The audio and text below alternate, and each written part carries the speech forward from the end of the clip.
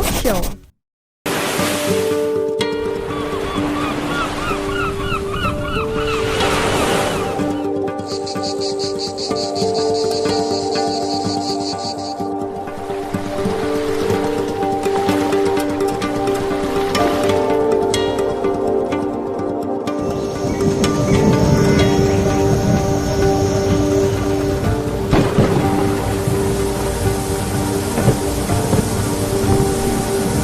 Akhir-akhir ini hobi traveling memang tampak menjamur, terutama bagi kalangan milenial. Indonesia merupakan negara dengan kekayaan alam yang melimpah ruah dari Sabang hingga Merauke. Keindahan alam Indonesia memang dianggap tak ada yang mampu menandingi di negara manapun di dunia. Hampir semua pesona alam terdapat di Indonesia, dari darat hingga laut. Maka dari itu, tak heran jika banyak wisatawan asing yang rela datang jauh-jauh hanya untuk menikmati keindahan alam di Indonesia. Selain keindahan yang disajikan, ternyata di dalam keindahan tersebut terdapat banyak hal yang tersembunyi, yang jarang diketahui seperti tempat wisata yang sangat eksotis. Nah, peran kita sebagai anak muda untuk menggali keindahan alam yang tersembunyi tersebut. Perkenalkan, saya Helen yang akan menemani Anda semua. Kita sambut saja langsung narasumber kita pada hari ini, Lucia Angeli. Baik, sekarang kita sudah tersambung dengan narasumber luar biasa kita pada hari ini. Lucia Angeli, silakan perkenalkan. Hai, perkenalkan, nama aku Lucia. Aku kuliah di ATMA, jurusannya Komunikasi 2014. Oh, kakak jurusan ilmu komunikasi juga ya, sama dong. Dengar-dengar nih konten-konten TikTok kakak sama Instagram kakak. Kakak ini adalah seorang traveler, benar kan? Tapi kayak kalau misalkan dibilang traveler tuh kayak se-traveler itu juga sih, karena aku belum jalan kemana-kemana gitu loh. Jadi kayak mungkin sebutannya kayak ya udah aku cuma suka jalan-jalan aja gitu kali ya. Aku lihat dari konten kakak itu banyak banget loh wisata-wisata di Indonesia yang bagus-bagus. Kayak satunya tuh di puncak tuh. Kan itu kan sebenarnya orang gak banyak tahu kan tentang puncak itu. Jadi aku lihatnya benar. Pandai dalam mencari tempat-tempat wisata yang terselubung gitu kak. Thank you. Oh ya kak, terus bagaimana sih awal mula kakak itu bisa tertarik menjadi traveler? Terus kayak inspirasi kakak buat traveling tuh apa? Bisa kak diceritakan? Boleh. Sebenarnya awalnya kayak aku juga nggak tahu sih apakah aku tipe yang suka traveling apa enggak. Aku tuh nggak tahu karena orang tua aku cukup strict banget. Jadi kayak untuk pergi-pergi tuh agak sulit aja gitu. Dan kayak even misalkan pergi cuma deket kayak ke Bandung aja tuh orang tua aku nggak bakal boleh gitu kan. Tapi sampai akhirnya waktu itu aku sempat diajakin pergilah pertama kali sama teman aku. Terus habis itu ini sebenarnya salah sih caranya. Sebenarnya salah, tapi waktu itu tuh aku setiap kali misalkan mau pergi, sistemnya tuh aku akan beli tiket pesawat dulu. Jadi bilangnya tuh nanti. Awalnya tuh kayak gitu. Tapi kalau sekarang udah boleh. Oh, jadi terus kakak minta izin tuh, kakak kan awalnya beli tiket pesawat dulu. Itu tuh dari mulai kakak umur berapa sih kakak ngelakuin kayak traveling kayak gitu kak? Aku baru banget dari tahun 2019. 18 nih. 18. Startnya 18. Kira-kira di umur berapa kak? 18 berarti 21 ya? Oh, 21 ya. Kayaknya deh 21 deh kayaknya. Berarti masih muda banget ya tuh kak. Berarti itu udah dibolehin sama orang tuanya kakak. Sebenarnya nggak boleh, tapi kan kalau misalkan udah beli tiket pesawat, mereka juga nggak mau ganti kan, jadi Oh, jadi kakak itu cara supaya triknya gitu, beli tiket. Triknya gitu, beli tiket dulu.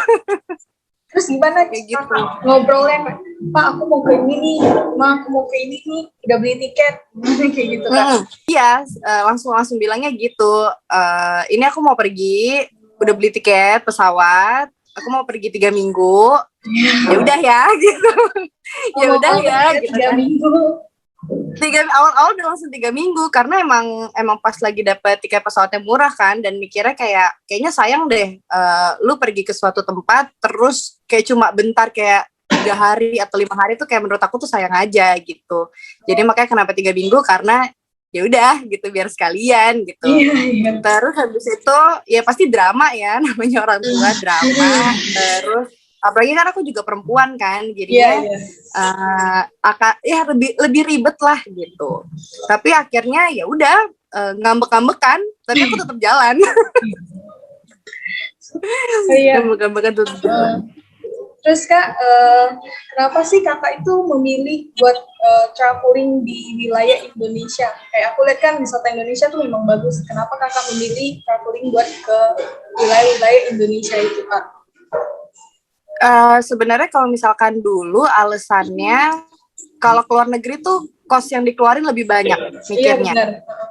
Ya kan, terus habis itu kayak keterbatasan language lah. Kalau misalkan di Indonesia kan mau lu di pedalaman sekalipun kan tetap kalian bisa pakai bahasa Indonesia gitu, jadi nggak repot, dan kayak kemana-mana tuh kayak lebih mudah aja gitu, dan ngerasa mungkin kayak ini negara sendiri jadi kayak santai aja lah kalau misalkan tiba-tiba nyasar atau gimana gitu. Jadi emang lebih ke situ sih. Tapi akhirnya setelah coba-coba jalan-jalan dan segala macam, ternyata wow, ya negara kita sendiri aja tuh jauh lebih bagus gitu. Banyak banget bagus, yang bagus-bagus tuh banyak. Bahkan ya itu yang kamu lihat kayak ke puncak itu deket banget loh dari Jakarta, dan kayak nggak nyangka kan di puncak ternyata ada tempat kayak gitu gitu.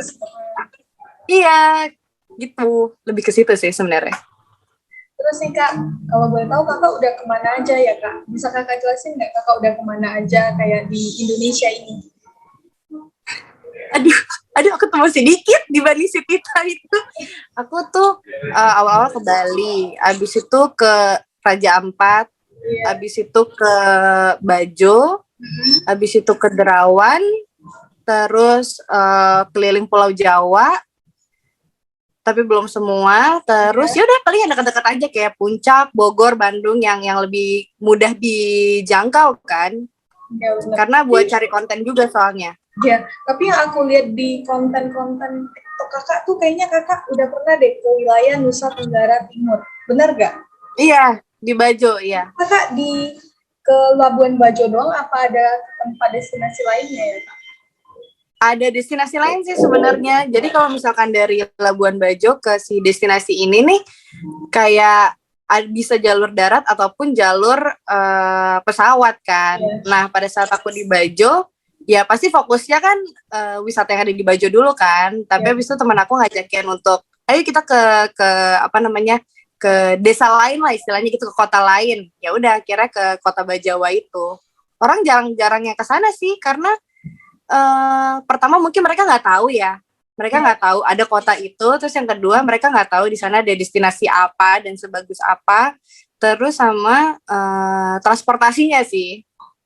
Kak boleh diceritain apa nama kotanya Kak, dan apa yang Kakak petik dari keindahan di kota yang desa yang satu tempat sama Labuan Bajo itu Kak? Bajo. Itu nama kotanya Bajawa.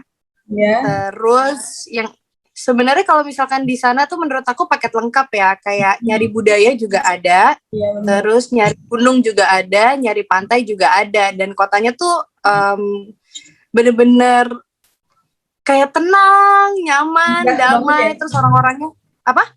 Indah banget ya Kak? Iya, dan aku lebih ke orang-orangnya sih, kayak orang-orang Flores tuh menurut aku kayak, walaupun kayak mungkin face-nya agak sedikit serem, tapi mereka tuh sebaik itu gitu loh. Dan kayak kalau misalkan traveling sendiri ke sana, kayak nggak usah worry gitu, karena pasti bakal dibantu. Oh, bakal dibantuin sama warga sana. Gitu. Putus-putus. Ngeheng ya? Iya. Tadi putus-putus ya? Iya, tadi bentar doang tuh Kak. Iya. Terus nih Kak, kita udah melihat bagaimana Kakak itu menjelajahi Nusa Tenggara Timur ini. Jadi kita itu benar-benar anak muda itu perlu wisata ke wilayah Indonesia, terutama wilayah Indonesia yang terselubung kayak NTT itu kan kayak belum dikenal sama orang-orang kayak desa yang kakak pergi gitu. Jadi kita sebagai anak muda tuh kakak punya nggak tips untuk kita bagaimana sih kita biar bisa mengenal wisata-wisata yang agak agak dalam terus indah gitu kak, biar itu tuh bisa ditahu sama satu masyarakat, biar masyarakat mengenal tempat itu kak. Sebenarnya sih yang gimana ya? Menurut aku tuh kayak mereka yang mau ya anak muda lah ya, anak muda yang mau pergi-pergi tuh kayak mereka pasti kan ngeliat dari biaya ya. Iya. Kos yang dikeluarin di Indonesia dibanding di luar negeri tuh lebih mahal di kita gitu loh. Jadi mereka tuh sebenarnya balik lagi ke ya menurut aku balik lagi ke mindset ya, ketika lu melihat lu pergi dengan ya budget di Indonesia lebih mahal dibanding luar negeri, ya itu akan susah sih. Sebenarnya balik lagi ke mindsetnya masing-masing ya, itu yang pertama. Terus yang kedua adalah memang kita yang suka jalan-jalan nih harus sering-sering ngasih tahu ke dunia istilahnya gitu ya, ke orang-orang kalau lu tuh jangan keluar negeri terus gitu. Di tempat kita banyak kok tempat-tempat bagus gitu ya, memang mahal tapi ya Worth it gimana gitu. Bingung juga gitu sih, paling mindset dulu sih yang harus diubah sih.